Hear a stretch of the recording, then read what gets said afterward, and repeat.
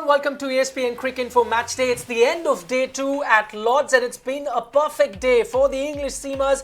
India all out for 107. We look back at that entire day's play. Joining me, Ajit Agarkar, VVS Lakshman and Toby Roland-Jones. But first, let's take a look at the scorecard. It was a day, as I mentioned earlier, dominated by the English seamers, and 5 wickets is what Jimmy Anderson managed to pick, 5 for 20, and the highest scorer for India, not a batsman but an off-spin bowler in R. Ashwin. India 107 all out, end of day 2 at Lord's.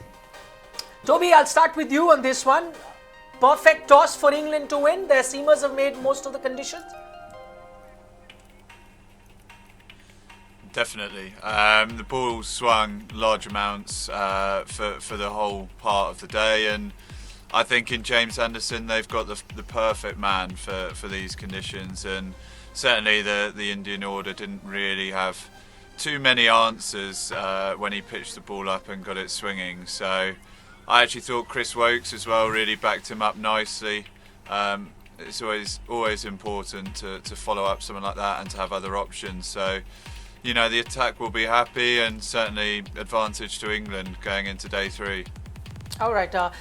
As Toby mentions there, VVS, that the ball swung, but we expect the ball to swing in England. Now I go back to that question that was raised before the series started. Should India have spent more time playing with the red cherry in England before the series started? Yeah, the way they batted in Birmingham and also the way they batted today, definitely. I mean, if probably they would have played more with the Duke's ball, just got used to the swinging delivery, because the exhibition of batting today clearly mentioned, and it was very evident that there is a lot of doubts in their minds. Each and every batsman, probably barring Virat Kohli when Jimmy Anderson and Stuart Broad were bowling, they were very tentative. And whenever you're tentative in your footwork, it's more to do what's going on in your mind than actually your talent or actually your skill. So there are a lot of doubts in the batsman's mind at the moment how to counter the swinging ball. So I think that's really bad, because this Indian team is much better than what they have displayed in this innings. Getting bowled out for 35 overs is not at all expecting from the number one. This Indian team should remember that they're number one test playing nation in world cricket. Right. And number one test playing nation will not bat in that fashion. Okay, lessons weren't learned. We saw the same thing in South Africa. The Indian team, or the batting got better as the series progressed. Maybe a few lessons could have been learned from there. Yeah, I mean, it's hard. It's much more difficult these days to have more practice games, such a cramped schedule. But I believe they had a 5-day holiday before that. Well, I mean, yeah, that's another thing. How much do you want to put into practice game? And like we said, clearly with the batting display that we've seen over 3 innings now, these batsmen do need a lot more getting ready for these particular conditions. And it's just not good enough. I mean, these are difficult conditions. You're facing some of the top bowlers in the world in these conditions, and you expect that, and you're going to face that. So why not prepare a little bit better? I mean, I know it's hindsight, but it's making the job of English guys a lot more easier than it should be. Okay, talking about some top quality bowling, as Ajit is mentioning there, let's take a look at how the English bowlers performed. As I said, India all out for 107. The star, of course, there for England was the experienced Jimmy Anderson, picking up 5 wickets, giving away just 20 runs. And then Chris Wokes, coming into this side, picked up those 2 very, very crucial wickets, bowling 6 overs. And then you had Broad and Curran chipping in with a wicket apiece. Ajit, I'll come back to you. I mean, look at that consistency. This man is aging, but he's aging and getting better like fine wine. Yeah, I mean, I've got to admit, he surprised me in that first test itself. I wasn't quite sure what, having gone to Australia and not quite had a great series, but once the ball starts swinging, and, his pace is right up there where he usually is, he's obviously come very ready for the series. He probably expected a lot sterner challenge from India, if you like, and at the moment not one batsman has looked comfortable, including Virat Kohli against him. I mean, he's asked questions all the time when he's bowled. Not surprised, but it's, in a way you are a little bit, because of how well he's bowled in all these 3 innings. So, and this reward, for all the good bowling that he did in Edgbaston was a little bit unlucky. Yeah. There were a few drop chances even today. but that's probably reward for how well he's bowled over these 3 innings. All right, there is a reason why Jimmy Anderson has done so well in Lords. He showed that exactly on day 2 as well. Toby, I'll come to you. Jimmy Anderson picking up the 5 wickets, but the one who looked really impressive was Chris Woakes there. Do you think it's because of that extra pace that he has? Of course, he's swinging the ball just like the other bowlers, but that extra pace is making him the toughest bowler to face? I think certainly it's always for England, I think, nice to have someone who has a little bit of a pace injection. I think we saw that with Stokes at Edgbaston, just offering a slightly different edge. For me, and what I've seen of Chris and being around him a little bit, he probably gets a little bit more bounce than you'd expect, I guess, for someone his height.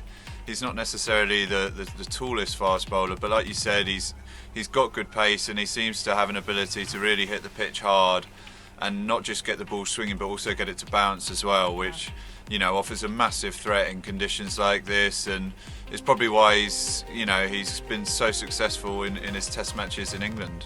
So repetitive the action, without any effort, a bit like how Bhuvi is, just keep repeating it, and that makes life of a batsman even tougher. The consistency is so much more, unless he's having a bad day. Yes. You'll always find him bowling good wicket-taking balls.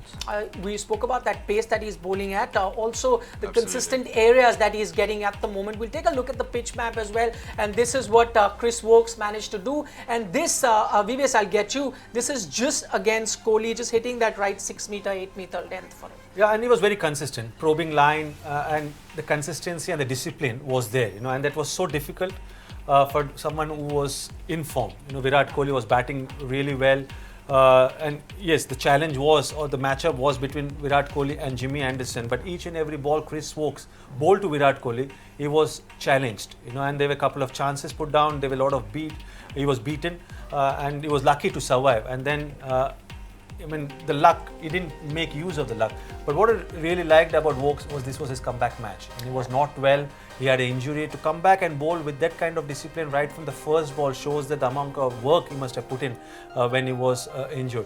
And that's so important. We talked so much about whether England will miss Ben Stokes. Yes. Because at Edgbaston it was 4 bowlers who were continuously putting pressure on the Indian batsmen, and it was the same today, and Chris Woakes just grabbed the opportunity. It would be tough selection when Ben Stokes comes back, and it's a good happy headache for the English team management. Yeah, those were big shoes to fill. Ben Stokes, the way he bowled in that first test match, but then Chris Woakes has done it really, really well, and he's done really well at Lords, and probably we were talking about his comeback, and couldn't have been a better ground for him to make that comeback. And this is what he's actually done in test matches at Lords. He averages 9.93, and that is incredible. He's got 2 5-wicket hauls, of course, picking up also 10 wickets in a match once. VVS, now I'll go back to that big wicket of India, and that was, of course, always going to be Virat Kohli. Was that action replay of what happened to Murli Vijay? We spoke about Murli Vijay making a mistake. Could Virat have done anything different? I think when you have a battle against the best bowler in their side, and it happened to me a lot during my playing career, when the matchup was between Virat and Anderson. So the concentration level when Virat was playing against Anderson was up there. The moment Anderson finished his spell, Virat probably thought, this is a time when I would capitalize, this is a time when I'll put pressure a little bit on the English bowlers, look for some runs. And that's why if you see, till Anderson was bowling, his bat was well within himself, he was not reaching out for the delivery. Whereas when Chris Woakes came, you just saw that concentration lapse, and it was not once or twice, and that's why I think Virat will be really disappointed with his dismissal, but not only with his dismissal, but the balls leading up to his dismissal, and because you don't expect that from a quality batsman like Virat, but I think credit should be given to Chris Woakes for the questions he asked from Virat. Interesting thoughts. Would you agree? Sometimes you prepare so much against one opponent, it's that you really lose your concentration when he's not there and someone else comes along. Yeah, I mean, that's got to play a part. I think there were a few more loose shots against Woakes than there were against Anderson. He's been very conscious of leaving balls that Anderson's bowled. And Woakes was probably the best bowler on display at that point in time. It felt like Virat maybe he's prepared so much for Anderson that he was concentrating a lot more against him than Woakes. That late swing again, it swung so late, the ball's so full and it swung late. Virat has played towards the leg side, but that late swing has done the trick. He was sensational in that spell. Okay, the other big wicket of the day, Taylor Pajara, tough on him because he's making a sort of a comeback. Firstly, to the two of you, viewers, you could start. Whose fault was it? It was definitely Virat's fault, because when you see the replay, Pujara called for it because it was close to him, but the batsman was running at the danger end and he makes the call, and that was Virat. The moment Virat started running, Pujara didn't even see, and that's you expect because it was a close run, it was a cheeky run, if you may say. So he actually started running and he didn't even realize that Virat stopped and was going back to his crease. So I think it was definitely a bad mix-up, but the calling also was poor, and I still feel that if at all Virat had responded, he should have completed the run, which he would have easily completed. Okay, Ajit. Yeah, I mean, that stage of the innings, I mean, it's okay, you need to rotate strikes so that the bowlers don't settle against one particular batsman, but you've got to see who the batsmen are as well. Okay. I mean, Pujara is one of the slower movers in the Indian team, and Virat's probably the quickest. So you've got to understand that as well. I think Pujara almost out of sheer pressure to take that single because Virat Yes. likes getting off strike or getting on strike or rotating the strike, has made that decision initially. I think if they'd run through, because both had gone straight away, they would have finished the run. For some reason, Virat thought he won't get there and he's turned back, and it's Pujara can't turn back and come halfway back. It was too late for him. So I think it was a mixed up, but I think in my opinion, Virat was to blame there. Okay, would I be correct in saying that had it not been Virat Kohli, probably Pujara would have turned back and not run at all? Because it's the captain, he had to go through. He didn't even see that Virat was going back, because when you see again the replay, he was not even watching. His eyes were down, his head was down, and all he was looking was to reach at the non-striker head as quickly as possible, because it was a sharp single. And I think it's a tough call, especially when Pujara is batting with Virat. This is not the first time it has happened, and somewhere down in Pujara's mind, he wants to rotate the strike. He wants to probably look at someone who is having a high strike rate, which should not be the case, because I remember clearly at Centurion, he ran himself out, hitting the ball straight to mid-on. So I think Pujara should just back his game plan. Pujara should realize that what has got him runs, and he's got tons and tons of runs, and there is a game plan which he follows, and it's okay to take time. It's not necessary to play very unnatural type of cricket, and whenever you stick to your strengths, you invariably will be successful. So I think it's more about being very conscious about what you can do and what you can't do, and accept the fact that you are not as quick as some of the other Indian batsmen, and accordingly judge a run. Okay. Maybe there's a role of team management here as well, to tell him that it's okay if you miss a couple of quick singles. We're okay with it, and not maybe he feels he needs to keep up with the pace of other guys of rotating strike.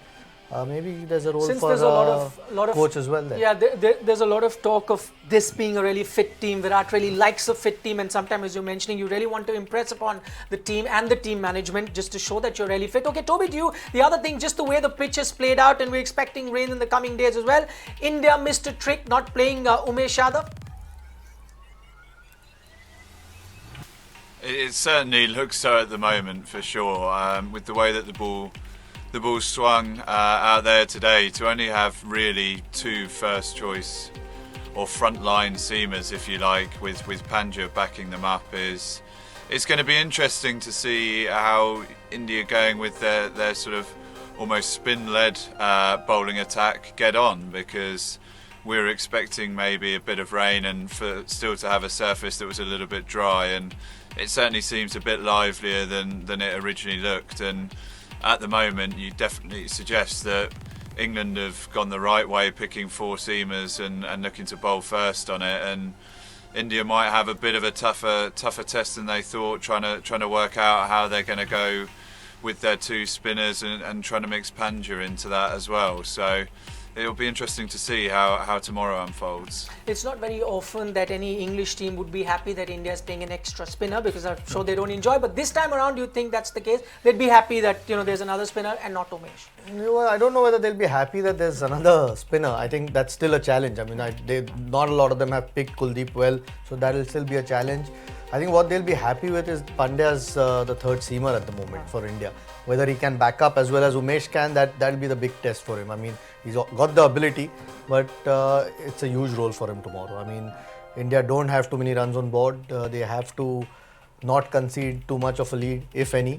and that's a big role for a third seamer on a surface like that. You, VVS mentioned earlier that he's not really taking the workload, but also because the captains are not throwing the ball to him. Now Virat, you think, has no chance but to give the ball to Hardik quite often? Well, it totally depends on the situation. It's not necessary to give to Hardik, because you got two quality spinners. Ashwin has shown that in Birmingham, where there was not much of assistance, he could even get wickets, on that kind of wicket, on that kind of surface. So it's all about rotating the bowlers, But one thing which Virat has to keep in mind is the ball is swinging, so it's very important to take care of the workload of Shami and Ishan Sharma. They can't bowl long spells, but especially Shami. Ishan has got the ability to bowl long spells and bowl effectively, but Shami he has to use in short bursts, because only then will he be effective and impactful. So I think it's how he rotates the bowler. And ultimately, with only 107 runs on board, it's very important to pick up wickets, because if India doesn't pick up wickets, and even if they consider a lead of 100 runs, then they're going to struggle to save this test match. Okay, India played two spinners. I'm just going back to the start of the day's play, and Virat Kohli said that he would have bowled first. Are you really surprised that he would have taken that decision? Yeah, I mean, when you play two spinners, you kind of assume that you want to bowl last on the pitch. So yeah, a little bit surprised. Again, he said at the start, I mean, in my opinion, Umesh Yadav should have played. But once they decided to play Kuldeep, they couldn't do that, because they had to then play Hardik Pandya as the all-rounder and not Jadeja, because they were not playing Jadeja, so they had to leave Umesh Yadav out. Whether it hurts them, we'll find out tomorrow. Okay, completely out of time. Toby, thanks so much for joining us from London. VVS Ajit Agarkar right here in the studio. We've had 2 days at Lord's, but only about 35 overs were possible. But India are all out. Many would say probably we don't need those many overs to get a result in this test match. Exciting days cricket coming up on day 3. We'll join you then on ESPN Cricket Info Matchday. See you then.